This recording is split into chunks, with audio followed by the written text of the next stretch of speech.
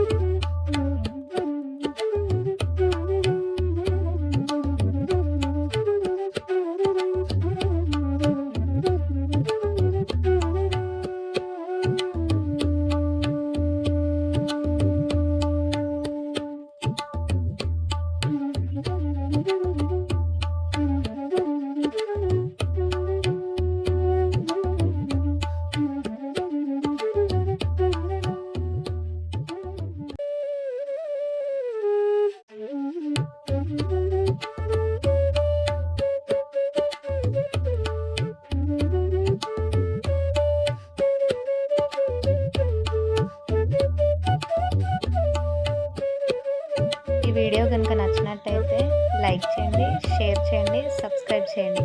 Thanks for watching. Please comment if you try it.